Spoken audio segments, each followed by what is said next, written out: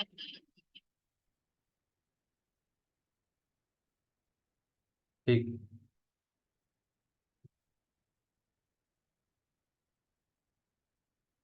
Assalamualaikum warahmatullahi wabarakatuh.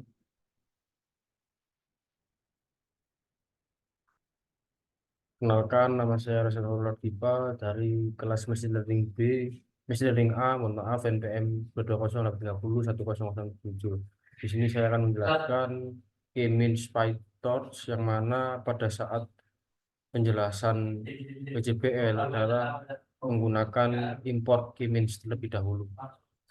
Di sini saya menggunakan sheet random sheet-nya sebagai penggunaan ataupun import data secara dummy yang akan digunakan untuk jasa training pada torch-nya di NumPy. Ini dapat dilihat clusternya ataupun tensor data testingnya. Ini saya hendak mengetes. Kemudian selanjutnya ini juga kami mengetes yang dijelaskan pada evaluasi machine learning pada kelas Pak Doni kemarin adalah bahwasannya terkait dengan latar belakang dan tujuan clustering. Jadi dari latar belakang masalahnya di sini adalah mall customer atau pengunjung dari suatu mall, yang mana kita akan analisis, kemudian akan kita tunjukkan untuk sebagai hasil analisis yang mana untuk dijadikan target kedepannya agar mall ini bisa bertambah pengunjungnya ataupun data-data dari umur, kemudian dari pendapatannya, kemudian pendapatan tiap tahunnya seperti itu. Apakah ada kaitannya dan dieksplorasi lebih lanjut. Dan tujuannya untuk tidak hanya mengupgrade ataupun menambah masukan ataupun menambah insight dari mall sendiri, namun juga untuk wawasan yang lebih luas bagi stakeholder seperti itu. Kemudian pada deskripsi datasetnya, yaitu di sini saya mendapatkan male, female, customer ID, genre, age, dan annual income dan spending score-nya. Kemudian infonya di sini ada false dan yang missing value-nya tidak ada. Kemudian kolom genre, age-nya ini tidak ada yang kosong. Kemudian untuk pair plot datanya ini dapat kita lihat bersama bahwasanya customer ID persebarannya seperti ini. Sama dengan age ya, kemudian annual income dengan spending score, kemudian spending score dengan customer ID. Dapat kita lihat diagramnya seperti ini, ataupun spreadsheet, ataupun eh, plotnya. Kemudian di annual income kita tunjukkan data headnya, kita lakukan data eksplorasi dulu. Kemudian untuk each annual income hubungannya adalah seperti ini. Ini untuk describe-nya, minimal harus deviasi kuartal pertama, kuartal 2, kuartal 3 maksimalnya. Kemudian juga di sini dapat hasil box plot dari annual income dan spending score, yaitu mulai batas bawah yaitu 18 sampai 70-an di sini dapat kita lihat. Kemudian ini untuk age dan spending score-nya, kemudian annual income. Kemudian juga di sini ada upload import PyPlot ASPLT. Kemudian kita labelkan ke sini annual income dan age-nya. Lalu kita showkan di sini, keluarlah seperti ini. Kemudian untuk upload kita tunjukkan spending score dan age saya sudah seperti ini. Kemudian untuk spending score dan annual income kita dapat lihat seperti ini. Lalu saya mencoba untuk mengimport image dari silhouette score ataupun pedoman silhouette score, yang mana metode ini adalah metode yang digunakan untuk sebelum dalam pelaksanaan proses image, yaitu dalam metode silhouette score. Nah, dalam penggunaan silhouette score ini kita gunakan nilai optimal K-nya, dan kita dapat lihat di sini nilai optimal K adalah sekitar 3 kalau kita lihat di sini. Tapi sebelumnya cepat saya coba bahwasanya nilai optimal K itu adalah 4. Kemudian nilai optimal K sebenarnya adalah 3 setelah saya menggunakan silhouette score. Kemudian selanjutnya di sini saya menggunakan annual income dan K-means dan spending score-nya mulai 1 sampai 100. Namun di sini saya juga kurang paham bahwasannya persebaran data yang didapat dari K-means ini adalah persebaran data yang memang 3 warna ataupun ungu, kuning, dan hijau saya dapat di sini. Kemudian saya mengupdate Matplotlib, tidak bisa, akhirnya saya upgrade ya. Kemudian selanjutnya penentuan klasternya, penentuan centroid. Kemudian setelah saya menentukan centroid, saya beberapa berulang-ulang, akhirnya keluarnya seperti ini, ada garis merah dan garis biru dan ungu di sini di antara tengah-tengah. Kemudian saya menggunakan K-means string K sama dengan 4, sama saja warnanya, yang mana distribusi secara ini kalau kita bandingkan total income dan spending score. Lalu selanjutnya kita menggunakan data info, yang mana di sini data info adalah antara customer ID, gender ID, manual income, dan spending score, agar tidak perlu men-scroll jauh-jauh ke atas. Kemudian untuk selanjutnya saya menggunakan variable age dan annual income. Annual income dari data tersebut adalah begini persebarannya, dapat dilihat seperti ini. Jadi ada 3 klaster di sini yang saya jelaskan berikutnya, tapi centroidnya adalah sama seperti yang tadi. Kemudian untuk yang standing score untuk optimal G-nya 3, ini saya coba ada yang bercampur rata seperti ini. Kemudian juga untuk yang memunculkan centroid seperti itu. Kemudian selanjutnya pada evaluasi machine learning juga disebutkan bahwasannya proses cluster yang optimal itu berapa. Kalau di sini seperti yang kita lihat bersama adalah optimalisasi cluster adalah 3, karena ya tadi jarak antar clusternya itu optimal, dan warna merahnya atau cluster tengah-tengah centroidnya itu adalah 3 seperti itu. Kemudian untuk metode DB-Scan, ini segmentasi pelanggannya.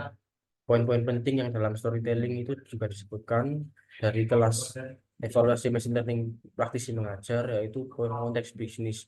Mengapa segmentasi ini penting? Karena di sini dapat kita bersama contoh dari eh, hasil dari umur dan annual income.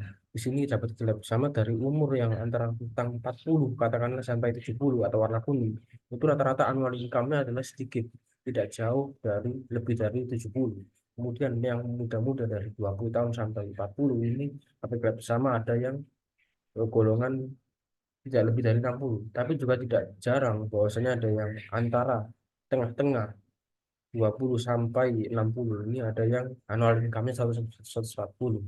Jadi kalau kita ingin melihat konteks bisnis di sini, yang paling tinggi adalah umur-umur 30, yang mana annual income-nya adalah besar. Kalau kita ingin target, contohnya adalah yang rendah-rendah ataupun mahasiswa ataupun annual income yang rendah, itu adalah mahasiswa dan anak muda dan umur lansia seperti itu. Itu contoh dari konteks bisnis dari annual income dan seperti itu.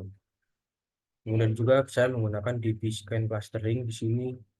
eh, yang saya dapat adalah bahwasannya setelah saya menggunakan label spending score dan annual income, ini terdapat warna-warna yang berbeda, yaitu dari annual income-nya mulai dari persebaran 140 sampai 20. Kalau yang ungu itu adalah ungu, warnanya annual income-nya itu adalah rendah. Kalau yang 140 adalah tinggi seperti itu.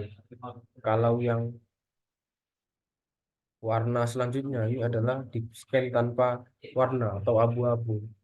Dan kita lihat di sini itu adalah contoh di scan-nya. Tapi saya di sini menggunakan DB labels dengan min apps dan minimal example adalah 0,5 dan 5. Akhirnya warnanya menjadi abu-abu seperti itu. Kemudian untuk metode di scan yang selanjutnya saya menggunakan variabel annual income dan age atau umur. Dan dapat lihat di sini bahwasannya penggolongan atau optimalisasi ataupun pengklasteringan itu atau penggolongan dapat kita lihat di sini strategi pemasaran yang lebih efektif adalah kalau untuk yang ungu-ungu itu adalah yang rendah-rendah. Kalau untuk yang tinggi-tinggi ini warna kuning. Jadi kalau kita ingin menarget itu adalah umurnya segini, kemudian menurunkan yang segini. Kalau untuk yang hijau itu adalah tengah-tengah. Maka dapat kita lihat di sini cukup beragam atau heterogen seperti itu. Dari 20 sampai 70 pun ada yang annual income-nya 60. Contohnya seperti itu. Kemudian kalau saya coba untuk eh, apps dan minimal sampelnya adalah satu, maka di sini dapat kita lihat bersama warnanya adalah beragam ataupun heterogen. Ada yang warna kuning di tengah, ada yang warna hijau dan warna ungu di tengah juga. Selanjutnya yang ketiga yaitu yang menggunakan hierarchical clustering, yang mana pada hierarchical clustering adalah konsep yang dimana kita membedakan dua ataupun beberapa menjadi hierarki seperti itu. Yang pertama kita coba bandingkan spending score dengan annual income. Di sini hierarkikalnya, diagramnya eh, dari yang awalnya ada dua dua segmentasi, kita bagi lagi di sini ada yang sampai pendapatannya sekian sekian sekian. Kalau kita dapat di sini adalah 1, 3, 2, 7 dan sebagainya, ini ada eh, penggolongan. Ini adalah penggolongan dari yang spending score-nya besar sampai yang spending score-nya kecil. Dari yang annual income-nya tinggi sampai annual income-nya rendah. Seperti itu. Kemudian juga kita lihat bahwa di sini data point itu adalah eh, data income ataupun spending score. Spending score-nya. Kalau di sini adalah annual income seperti itu. Kemudian selanjutnya kita lihat di sini terdapat pewarnaan yang berbeda lagi. Contohnya di sini saya menggunakan spending score dan age. Jadi di sini ada age, umurnya antara mulai dari yang muda sampai yang 60 ataupun 70. Nah, ini di sini adalah spending score-nya. Spending score 1 sampai 100 berapa seperti itu. Kemudian cuman di sini saya pengeliruan data point ya, data point dan distance harusnya saya ganti spending score dan age. Kemudian untuk hierarchical clustering satunya, saya menggunakan label yang penggunaannya adalah untuk annual income dan age. Jadi ini annual income-nya segini, kemudian age-nya dapat dilihat dari 0 sampai 100, tapi tidak sampai 100, hanya sampai 80. 80 dapat dilihat di sini. Kemudian ini adalah annual income-nya, pendapatan tiap tahunnya atau pendapatan tiap tahun. Di sini dapat kita lihat bahwa banyak kan dibagi menjadi dua, bahwa pendapatan yang muda ini sekian sekian sekian cenderung rendah kalau yang pendapatannya tinggi. Jadi kalau yang umurnya sekian itu pendapatannya cenderung tinggi. Tapi di sini kesimpulannya tidak dapat dibaca dengan jelas ya kalau dibandingkan dengan TV scan. Kemudian kalau contoh ini contoh keliru ya, contoh keliru harga clustering hanya sebagai DP scan. Kemudian untuk annual income saya coba beberapanya seperti ini untuk bedanya, cuman ini tidak berhasil ya. Yang banyakkan tinggi adalah umur-umur rentang segini 35 tahun. Mungkin sekian, terima kasih. Wassalamualaikum warahmatullahi wabarakatuh.